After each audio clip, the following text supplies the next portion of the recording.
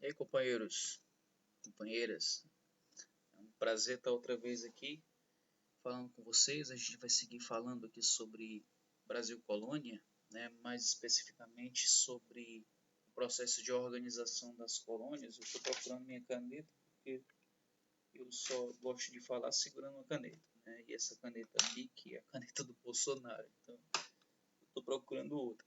Mas deixa pra lá, a Bic é preta, viu? Não é azul não. Mas, enfim, a gente vai continuar falando aqui de Brasil Colônia. Mais especificamente, vamos falar sobre a organização dos engenhos e também sobre o processo de interiorização do Brasil. Ok? Essa matéria, né, faz parte aí da apostila de vocês, mais precisamente da apostila 2 da História 1. A gente já viu a História 2, vocês se recordam disso, que falava de Pérsia, Grécia e tudo mais. É uma matéria razoavelmente tranquila, né, galera? Tranquilo, mas exige atenção. Você exige atenção na hora de uma avaliação externa, de um Enem. É importante estar com ela bem em dia, na cabeça aí, para facilitar na resolução das questões aí, né, de vocês, ok?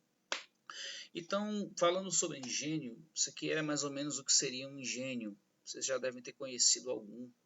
Em Calcaia, inclusive, nós temos, né, alguns resquícios aí de engenhos.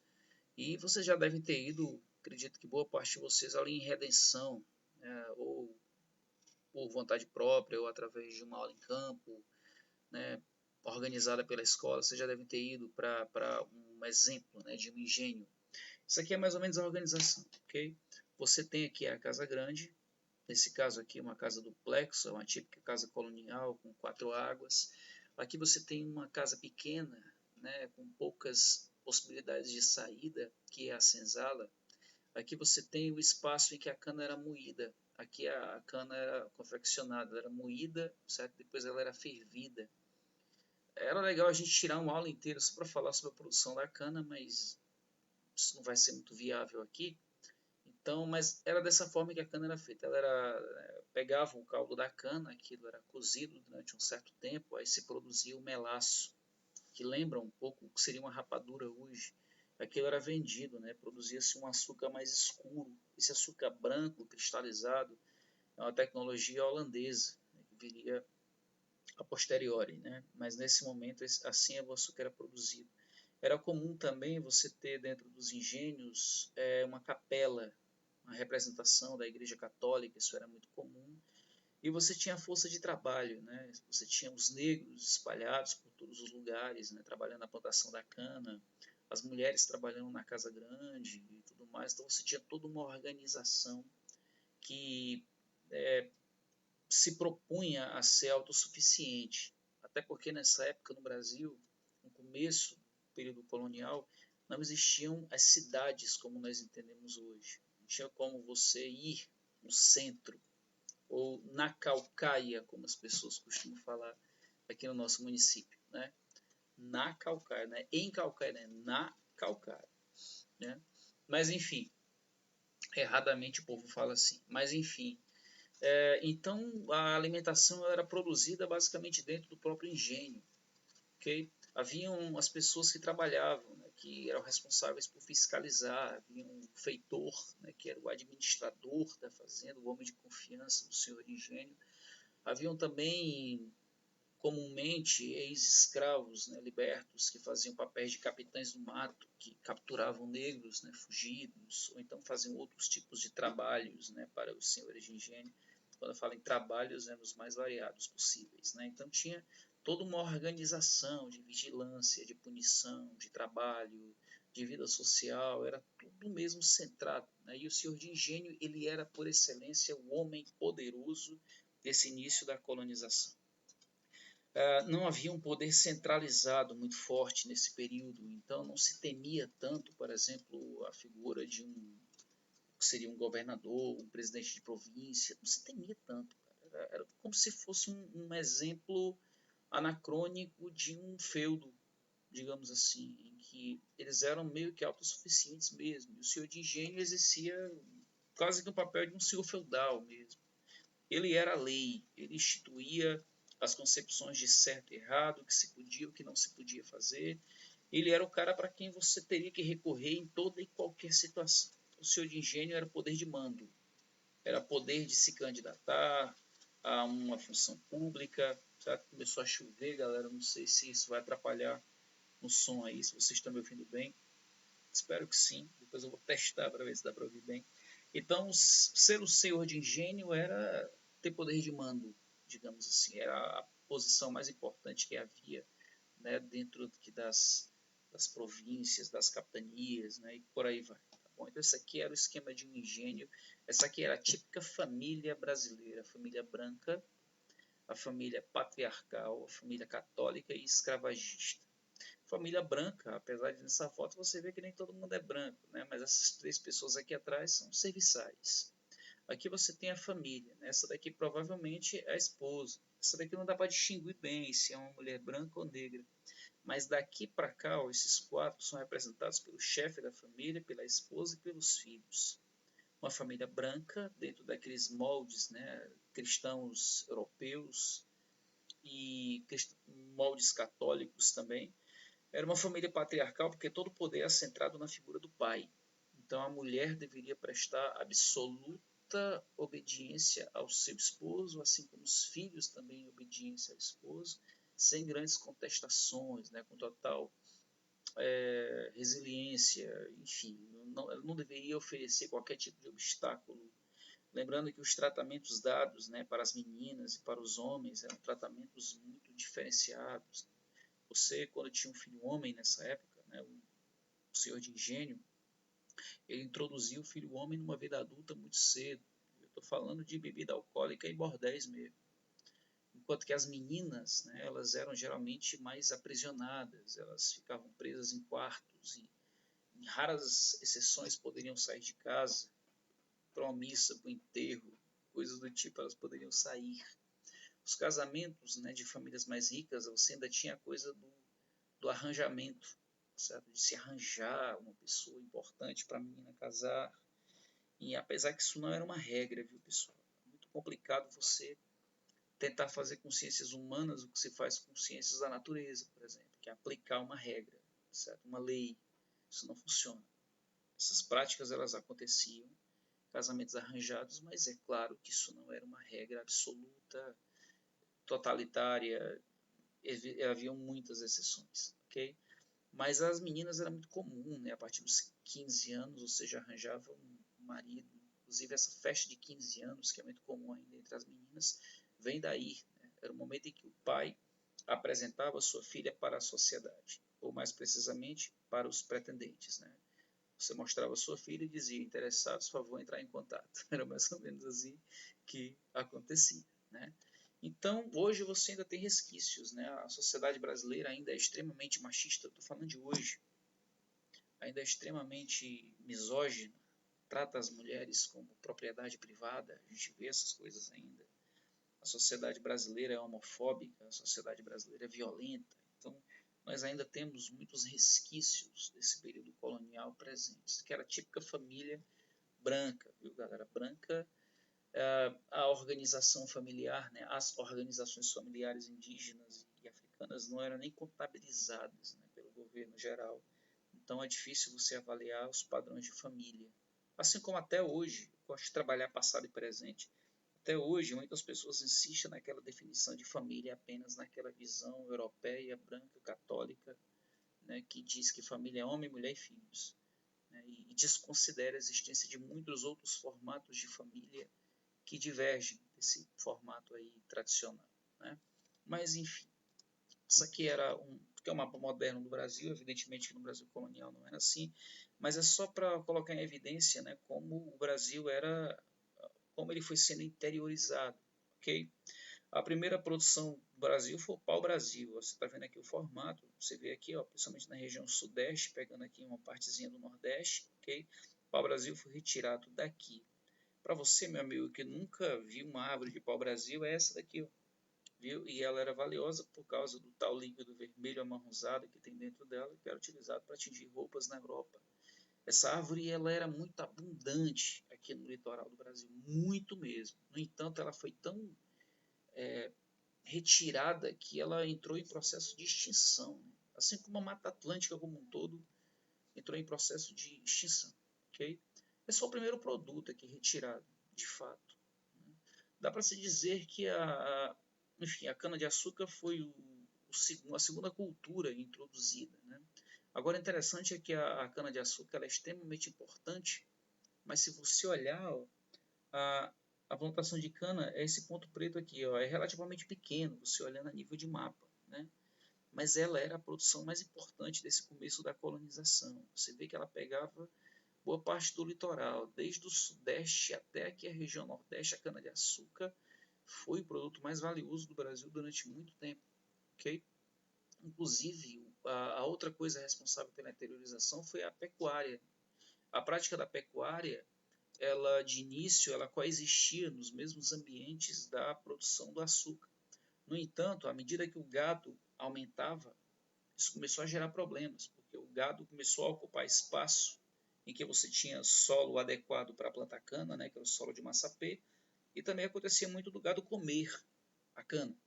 Então, chegou-se a criar leis, né, leis que delimitavam que o gado ele só poderia ser criado, né, a uma determinada distância segura, digamos assim, do litoral, né, 10 léguas do litoral. Uma légua, se não me engano, corresponde a 7 quilômetros. Então, o gado ele foi empurrado para o interior, ok? Até hoje, cara, quando você vai para o interior, você vê que as principais capitais do Brasil, em geral, elas ficam no litoral, a maioria no Nordeste, a única exceção é Teresina, no Piauí, mas quando você sai de Fortaleza, à medida que você vai entrando, né, pegando aqui o nosso exemplo, vai entrando aqui no Ceará, você vai vendo que é muito comum você encontrar, né, a criação de animais, ok? Então, até hoje, a pecuária ela é mais interiorizada, ok? E, enfim, geralmente a pecuária ela seguia o curso dos rios. Se você olhar, por exemplo, esse exemplo aqui, ó, você vê que a pecuária vai seguindo o curso do Rio São Francisco. Então aqui iam nascendo pastagens, iam nascendo novos personagens na cultura brasileira, como é o caso do vaqueiro, digamos assim. E, enfim, então a pecuária foi um dos fatores assim, mais importantes para a interiorização do Brasil. Aqui no caso do Ceará, você tinha muita criação de gado bovino e caprino, assim como você tem até hoje, principalmente caprino. E de início essa carne ela era transportada viva. Se comprava encomendas de animais e você transportava os animais vivos, o que gerava prejuízos, porque muitos animais morriam ou sumiam no trajeto, né, de uma província para outra. Então aí veio a ideia de, né, transformar os animais em charque. Você matava os animais, cortavam a carne, salgavam aquela carne e depois aquilo era vendido, né, transportado em mulas. Durante um certo período, aqui no Ceará, isso foi muito importante. Ali em Aracati, é um polo de produção de charque, para quem for fazer o S, a história do Ceará. Então a charque foi durante muito tempo, né, juntamente com o algodão, os principais produtos aqui, né, advindos aqui do nosso estadozinho aqui do Ceará, ok? Aí se você olhar aqui no mapa outra vez, vindo aqui para a região norte, entrando aqui, ó, certo? Pará, Amazonas e tudo mais, você vai ver que haviam as drogas do sertão. Drogas do sertão eram especiarias, né, frutas típicas da região norte. Algumas a gente não sabe nem o nome. A mais conhecida hoje é o açaí, que algumas pessoas gostam, eu não entendo porquê, mas algumas pessoas gostam. Mas as drogas elas eram caríssimas, porque elas eram vendidas como especiarias e também produziam remédios. E quem detinha o monopólio dessa venda de especiarias eram os padres jesuítas, que corresponde com o local, né, onde as reduções jesuíticas também foram implantadas. Isso aqui era um produto valiosíssimo, valiosíssimo. De forma semelhante ao que eram as especiarias das Índias, né, como nós estamos acostumados também a ver. Okay? Outro fator responsável pela interiorização foi a descoberta do ouro, aqui na região das Minas Gerais. O ouro que, você está vendo aqui algumas imagens, ele era geralmente retirado pelos negros, que você tinha já nesse período a decadência da cana-de-açúcar, né, da produção do açúcar, então muitos senhores de engenho deslocaram seus escravos para procurar ouro na região das Minas Gerais. Esse ouro foi descoberto pelos bandeirantes, que eram geralmente homens que saíam da província aqui da região de São Vicente, né, da cidade de São Paulo, de Piratininga, você está vendo aqui o ponto, e eles se deslocavam, certo? Bem aqui você tem uma informação importante, que é o Tratado de Tordesilhas. O Tratado de Tordesilhas ele foi fechado em 1494, entre Espanha e Portugal, e ele determinava que a partir aí de uma das ilhas de Cabo Verde, Soures, você tinha uma determinada área que seria de ocupação no meridiano 360, a leste, aquilo dali pertenceria aos portugueses, e o que houvesse a oeste pertenceria aos espanhóis. Esse meridiano está aqui, ó, 350 léguas a partir de Açores, no Cabo Verde. Então, o que está para cá pertenceria aos portugueses, o que está para lá pertenceria aos espanhóis. De repente, alguém pode estar dizendo, 1494, 6 anos antes da descoberta, entre aspas, do Brasil. E esse tratado ele foi feito por conta da descoberta, outra vez entre aspas, de Colombo. Em 1492, Colombo encontrou, né, o que são as terras da América Central, e aquilo gerou, né, a cobiça da outra então potência marítima da época, que era Portugal. Então, como eles imaginavam que havia muitas terras ainda por descobrir, eles resolveram fechar esse acordo. Olha, o que tiver para cá é meu Portugal, o que tiver para lá deste meio de 350 léguas pertence a você, Espanha. Então, quando Portugal, né, chegou aqui através de Cabral, essa medição foi feita. Então, isso daqui estava dentro dos limites de Portugal. Aqui você tem o meridiano de Tordesilhas, e daqui para lá, para oeste, pertenceria aos espanhóis. Mas se você olhar os bandeirantes, eles não respeitaram o Tratado de Tordesilhas. Eles avançaram mesmo isso daqui. Haviam 3 tipos de ações que poderiam ser feitas por bandeirantes. Passando uma moto fazendo zoada aqui. Uma delas era caçar índios, principalmente quando os holandeses ocuparam parte do Nordeste brasileiro. Eles começaram a monopolizar o tráfico de escravos para cá. Então estava mais difícil conseguir escravos em outras regiões. Então os bandeirantes eram contratados para capturar índios, principalmente amansados pelos jesuítas, para trabalhar. Certo? Era um tipo se você olhar bem aqui, áreas muito fortes de missões jesuíticas. Era um tipo de trabalho dos bandeirantes que causava muita intriga com os jesuítas. Um outro tipo era a busca por ouro, que é o que a gente conhece mais. Você vê aqui, essas linhas em verde eram as áreas por onde os bandeirantes foram procurando ouro. E haviam também a possibilidade desses bandeirantes serem contratados para fazer missões do Estado, como, por exemplo, combater quilombos. Por exemplo, o quilombo de Palmares ele foi combatido por bandeirantes. Certo? Eram supostos criminosos, digamos assim, mas contratados pelo Estado brasileiro da época. Até hoje, São Paulo é conhecido como terra dos bandeirantes. Tem praças com o nome de bandeirantes, tem emissoras de televisão chamada Bandeirantes, né? Então, eles meio que valorizam muito a figura dos bandeirantes, né? Que tiveram, de fato, um papel importante na interiorização do Brasil, mas não sei se dá para encaixar como heróis, né? Aí é uma coisa meio exagerada, mas enfim. Então, eram basicamente esses, né, os tipos de trabalhos realizados por bandeirantes, né, homens que saíam principalmente, né, de São Paulo, mas não exclusivamente de lá. Haviam também as chamadas entradas. As entradas eram expedições financiadas pelo Estado brasileiro, e essas poderiam sair de vários pontos do litoral.